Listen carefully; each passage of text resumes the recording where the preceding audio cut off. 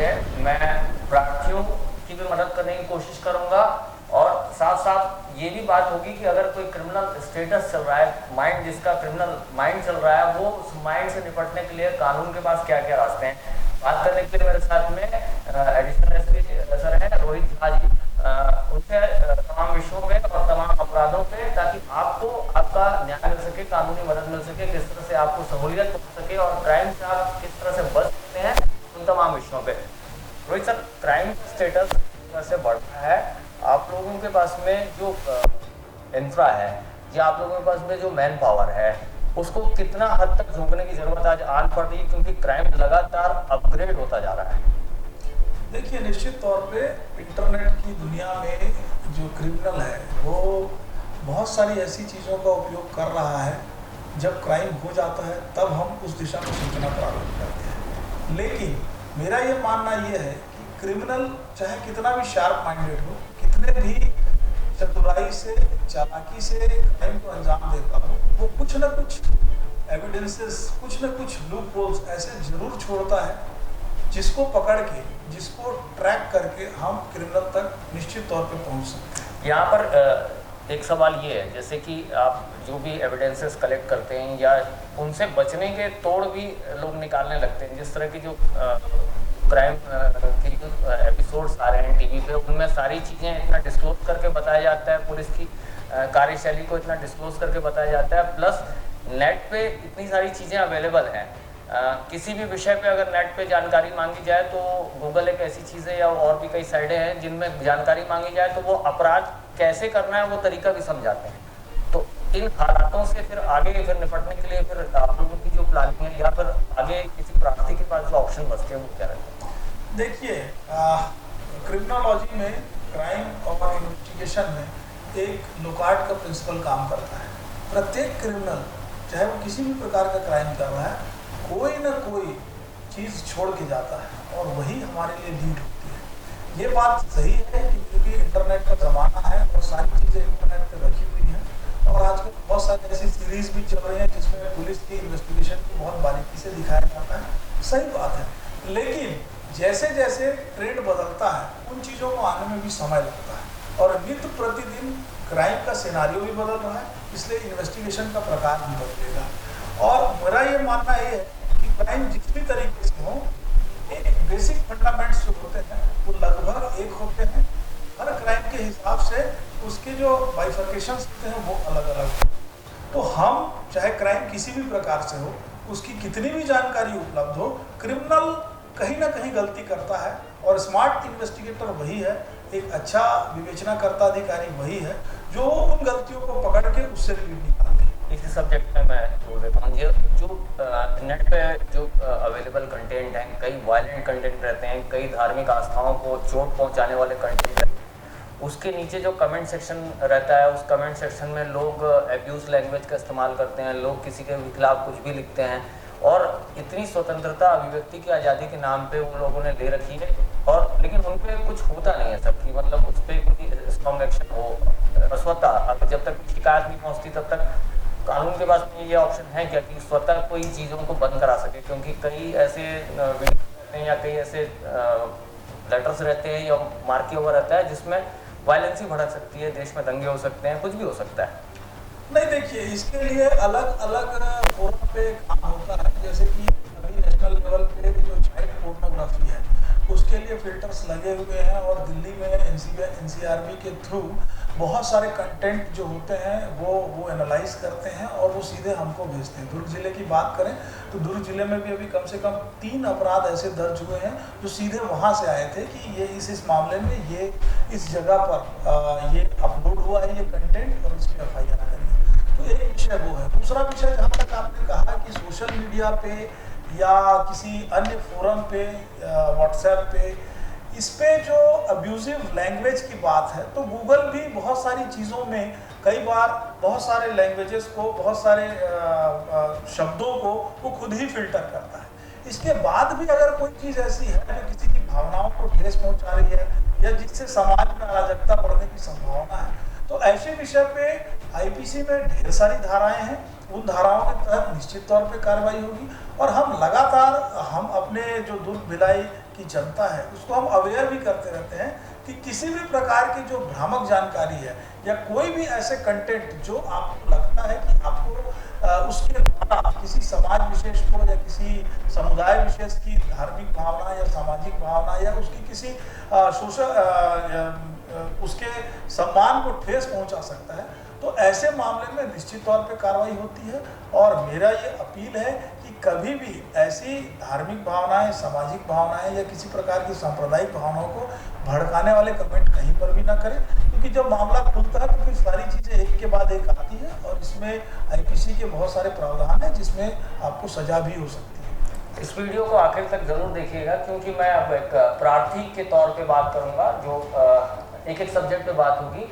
अगर आप किसी भी अपराध से पीड़ित हैं तो हो सकता है ये जानकारियां आपके लिए काफ़ी फायदेमंद रहें। सर, जैसे कि मुझे मान लीजिए एक प्रकार की अगर आपराधिक मानसिकता का व्यक्ति मान लीजिए, मैं साइबर अपराध करने में मास्टर हूँ, मैं बैंकिंग सेवाओं को हैक करने में मास्टर हूँ, मैं किसी भी पोर्टल को हैक करने में मास्टर हूँ, और मैं बहुत सारी चीज़ें जानता हूँ जिससे मैं अपने अपराध की श्रेणी को बढ़ा सकता हूँ और अपने फ़ायदे का काम कर सकता हूँ। आपके पास ऐसे क्या ऑप्शन हैं कि आप मुझे इस अपराध करने से रोक देंगे?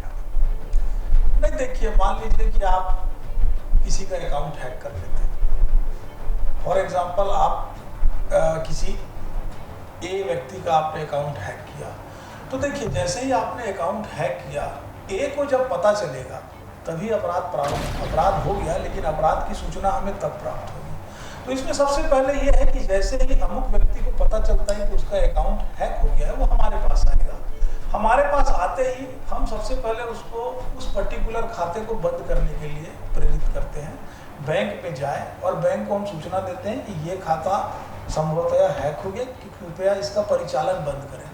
एक अवस्था वो होती है, और उसके बाद फिर हमारा जो इन्वेस्टिगेशन का पॉइंट है वो शुरू होता है। फिर हम ये देखते हैं कि हैक कहाँ से किया गया है, किस तरह से किया गया है, किस सर्विस प्रोवाइडर के द्वारा हुआ है, ये सारी जानकारियां हम प्राप्त करते हैं। उसके बाद फिर हम हैकर के खिलाफ कार्रवाई करते हैं। दूसरे पार्ट में आ जाते हैं। मान लीजिए मेरी आपराधिक मानसिकता चोरी करने की है, मेरी आपराधिक मानसिकता कोई एक क्रिमिनल माइंड है जो क्राइम करना चाहता है, तो उस आपराधिक मानसिकता को रोकने के लिए जाहिर सी बात है सीसीटीवी की जो आप मदद लेते हैं या जो सर्विलांस सिस्टम की जो मदद लेते हैं, उसको रोकने के लिए ये सब किया जाता है। लेकिन जो अपराधी है वो 2 कदम आगे चल रहा है।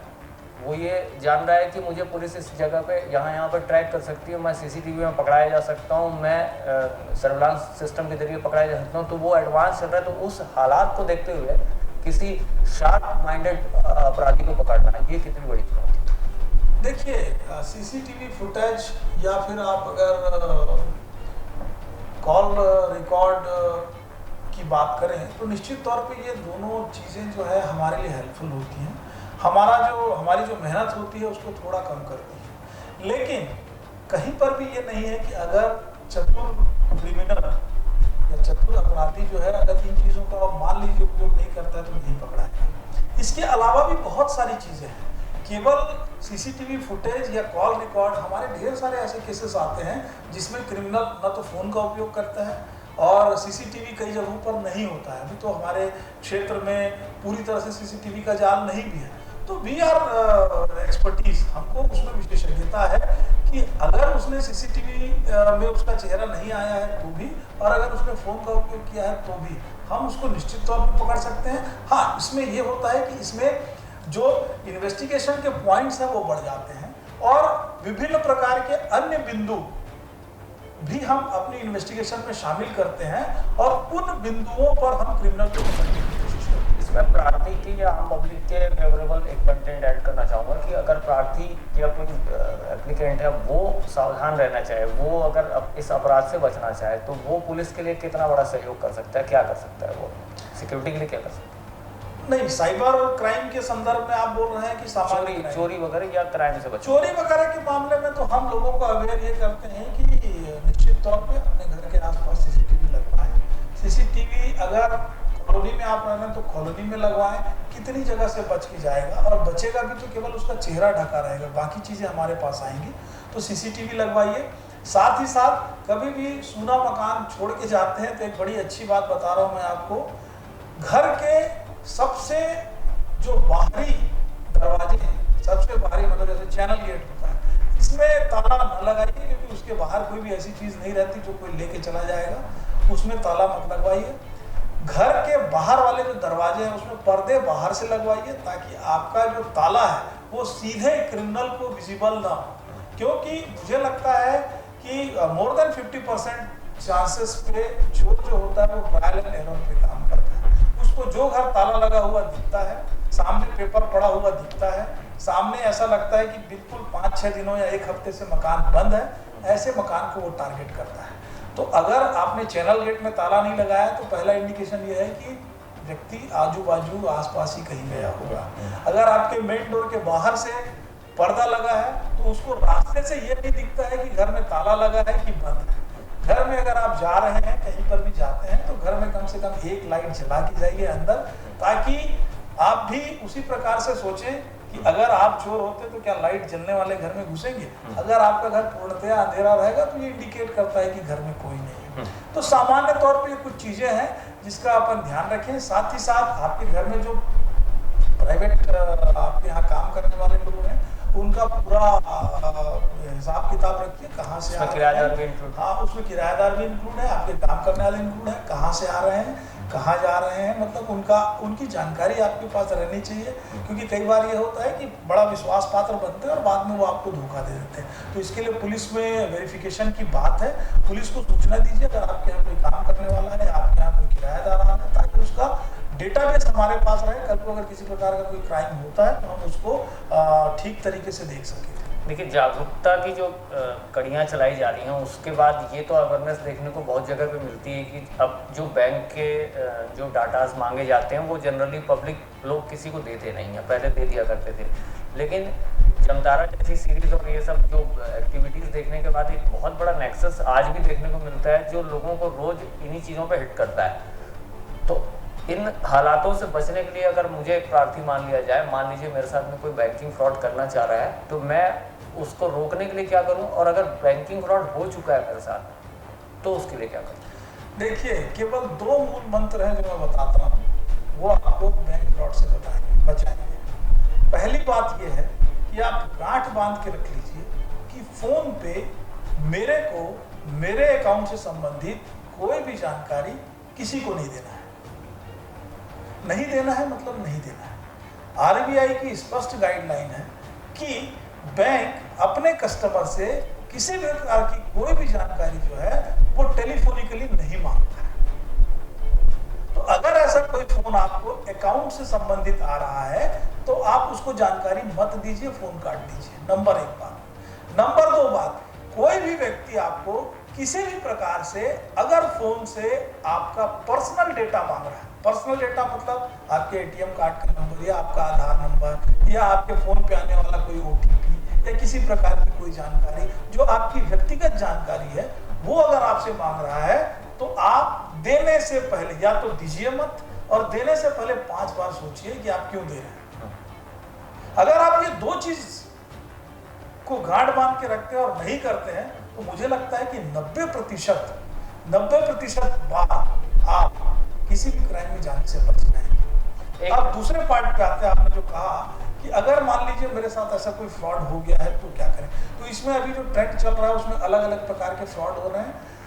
अगर सामान्य तौर पे ठगी के मामले हैं जिसमें आपके अकाउंट से पैसा चला गया है तो इसमें आप तुरंत अपने बैंक को बताइए, दूसरा पुलिस के पास आइए। आप जितनी जल्दी पुलिस के पास आएंगे और बैंक को बताएंगे उतनी अधिक संभावना है कि हम बैंक की मदद से आपके पैसे को रोक सके। लेकिन इसकी संभावनाएं कम होती हैं। फिर भी हमारे बहुत सारे मामले हैं, जैसे हमारे यहाँ कल ही एक मामला हुआ था, उसमें हम लोगों ने लगभग 3-3.5 लाख रुपए होल्ड करवा लिया।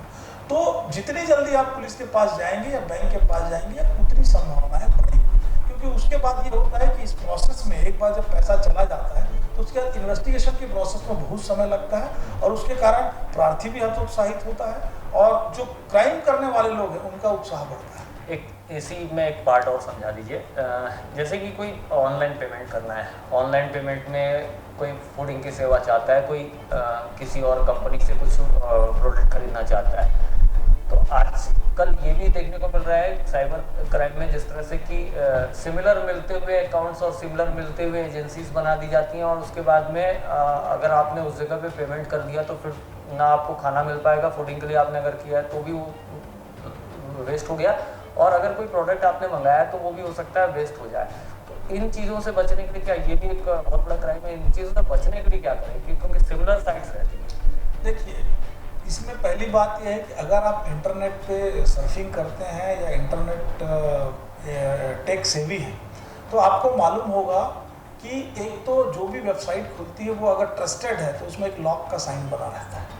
तो सबसे पहली बात यह है कि जब भी आप किसी प्रकार का वित्तीय लेन देन करें तो वो ट्रस्टेड साइट है कि नहीं, एक बार नज़र जरूर डालें। दूसरी बात, जिस साइट से आप लेन देन कर रहे हैं उसको ये देखिए कि वो जेन्युइन है कि नहीं। इसमें ज़्यादा समय नहीं लगता। आप वो क्या है, हेर फेर केवल लेटर्स का होता है, ग्राफिक्स का होता है, उतना आपको थोड़ा सा अवेयर होना पड़ेगा, क्योंकि आपका पैसा जा रहा है, आप वित्तीय लेन देन कर रहे हैं, वो आपको देखना पड़ेगा। ये दो चीज़ें आप देखें। इसके अलावा आप ये भी कोशिश करें कि अगर ऐसा कोई लेन देन हो रहा है, कई बार ये होता है कि कई मामलों में ये होता है कि हम गूगल पे सीधे जाते हैं और सीधे जाके कस्टमर केयर नंबर गूगल से उठा लेते हैं। जैसे मान लीजिए मेरे को किसी पर्टिकुलर साइट पे बात करनी है तो कस्टमर केयर नंबर चाहिए, तो कस्टमर केयर नंबर मैंने गूगल कर दिया कि मेरे को जोमेटो का कस्टमर केयर नंबर दे दीजिए। तो क्रिमिनल्स जो हैं उन्होंने गूगल पे अपने नंबर्स प्लांट कर दिए हैं, किसके नाम पे, पर्टिकुलर कंपनीज के नाम पे। तो ये आप ध्यान रखिए, कभी भी अगर आपको कस्टमर केयर नंबर चाहिए तो आप पर्टिकुलर साइट पे ही जाइए और वहां से उसका कस्टमर केयर नंबर लीजिए, गूगल से मत लीजिए। दूसरा, हमेशा ध्यान रखिए कि जो कस्टमर केयर नंबर होता है वो हमेशा लैंडलाइन नंबर है। जितनी भी बड़ी कंपनियां हैं वो कस्टमर केयर अपना लैंडलाइन नंबर होता है, 1800 से शुरू होता है। तो ये दो बातें देखिए, बेसिक्स छोटी छोटी चीजें अगर आप ध्यान में रखेंगे तो मुझे लगता है कि बहुत सारे बार आप क्राइम से बच सकते हैं। इसके लिए हमारी दुर्ग पुलिस की साइबर संगी सीरीज चल रही है। आप अगर हमारे फेसबुक पेज पे जाएंगे तो देखेंगे हम ढेर सारी चीज़ें, ढेर सारे ऐसे कंटेंट्स लगातार डाल रहे हैं जो ट्रेंड में क्राइम हो रहा है उसको डाल रहे हैं। बाकी डूज एंड डोंट्स के बारे में भी बहुत सारी बातें की जा रही हैं। तो हमको केवल और केवल अपने आँख और कान खुले रखने हैं। अगर हम इतना कर लेते हैं तो मुझे लगता है कि बहुत सारे क्राइम से बच जाएंगे। एक सर, जैसे कि भिलाई, एक बोलना चाहिए कि कभी एक समय में क्राइम का हब भी रहा है। भिलाई में अक्सर ये देखा जाता था कि बुजुर्गों के साथ बड़े क्राइम होते थे। कहीं चैन स्नैचिंग वगैरह की घटनाएं बहुत सारी हुई हैं, अलग अलग सड़कों में, मेन सड़क में भी हुई है। इंटरनल जो सड़कें हैं वहाँ भी अगर कोई बुजुर्ग और औरत जा रही है या बुजुर्ग व्यक्ति जा रहे हैं या कोई महिला जा रही है तो चैन स्नैचिंग जैसी घटनाएं बहुत होती थी। तो ये घटनाएं आज हालांकि कम हुई हैं, लेकिन इस तरह के अपराधी अगर परेशान करें किसी प्रार्थी को तो प्रार्थी खुद से पहले से अवेयरनेस कैसे रखे? अगर वो सड़क पर निकल रहा है, रात के निकल रहा है, तो वो क्या करें? देखिए, इसमें दो तीन चीज़ें हैं। हमारा एक कार्यक्रम चल रहा था अवेयरनेस विद सीनियर सिटीजन्स, वरिष्ठ नागरिकों के संबंध में साइबर अवेयरनेस और नॉर्मल अवेयरनेस। इसमें मैं थोड़ा सा ये बोलना चाहूँगा कि ये निश्चित बात है कि निकलना तो ज़रूरी है, लेकिन सामान्य तौर पे हम अपनी अवेयरनेस खुद रखें। जो चालू सड़क है उसी पे निकलें, सुनसान जगहों पे ना निकलें। कोशिश करें कि जो चलता हुआ समय है, नॉर्मल समय है, जिस पे ट्रैफिक रहता है, लोग रहते हैं, ऐसे समय पे निकलें ताकि आपको आसानी से टारगेट ना बनाया जा सके। दूसरा, कोशिश करें कि सामान्य तौर पे सामान्य दिनों में हम बहुत ज़्यादा ऑर्नामेंट्स वगैरह महिलाएं जो पहन के निकलती हैं वो ना निकलें ताकि आप इजी टारगेट ना बन सकें। इसके अतिरिक्त ऐसी कोई भी बात अगर होती है तो तुरंत पुलिस के पास आए, पुलिस तुरंत इस पे रश करती है और रिएक्ट करती है। बच्चों से रिलेटेड भी अपराध हुए हैं सर, यहाँ अपहरण जैसी बड़ी घटनाएं भी हुई हैं। तो इन घटनाओं के लिए ये जनरली देखा जाता है कि सरप्राइज ये जो ग्रुप्स हैं ये काम करते हैं। कोई भी मूवमेंट काफ़ी समय के बाद होता है लेकिन वो बहुत बड़ा अटैक होता है। तो इन मूवमेंट्स को रोकने के लिए जैसे कि बाहर के जो आपराधिक गैंग हैं वो बहुत बड़े पैमाने पे जो इस तरह से अपहरण वगैरह का काम करते हैं, तो इस तरह का जो ग्रुप है आगे एक्टिवेट ना हो सके, आगे किसी बच्चे का अपहरण ना हो सके, आगे किसी माता पिता को पीड़ित ना होना पड़े, उसके लिए माता पिता कितना अवेयर रह सकते हैं, और पुलिस उसके लिए क्या पहले से क्या प्री प्लान करके रखी है अपराधियों नहीं, का? देखिए हमारा तो जनरली स्कूल जितने भी जब भी ओपन होते हैं, स्कूल ओपन के समय हमारी स्कूल की पेट्रोलिंग्स भी लगती हैं, साथ ही साथ नॉर्मल पेट्रोलिंग्स भी है हमारी। इसके अतिरिक्त महत्वपूर्ण बात यह है कि ये पुलिस की जो कार्यशैली है उस पर भी ये निर्भर करता है। वर्तमान में पुलिस की कार्यप्रणाली जो है उसमें हमने सारे अपराध लगभग डिटेक्ट किए हैं, तो इससे भी अपराधियों का मनोबल गिरता है। इसके अतिरिक्त जो अलग अलग प्रकार के जो क्रिमिनल्स हैं उन पर आपकी नकेल कितनी है इस पर भी डिपेंड करता है। तो इसके लिए जितने भी प्रकार के प्रिवेंटिव मेजर्स हैं पुलिस के, वो प्रिवेंटिव मेजर्स लगातार लिए जाते हैं ताकि इन अपराधों को हम रोक सकें। पब्लिक के एंगल से प्रिवेंटिव मेजर्स क्या हो सकते हैं? पब्लिक की नज़र से प्रिवेंटिव मेजर्स ये हैं कि अगर आपके पास किसी प्रकार की कोई सूचना है अपराध के संबंध में या किसी अन्य प्रकार के संबंध में, तो वो आप पुलिस के साथ शेयर करें। साथ ही साथ आप कोशिश ये करें कि अपने आसपास, अपने घरों में, अपने कॉलोनी में, ऐसी जगहों पर आप सीसीटीवी फुटेजेस लगवाएं ताकि किसी प्रकार का कोई क्राइम अगर होता है तो कैमरे में कैप्चर हो सके। देखिए आज के डेट में चौकीदार से भी ज़्यादा भरोसा आप अपनी तीसरी आंख पे कर सकते हैं, क्योंकि वो इलेक्ट्रॉनिक डिवाइस है, वो कभी झूठ नहीं बोलेगा।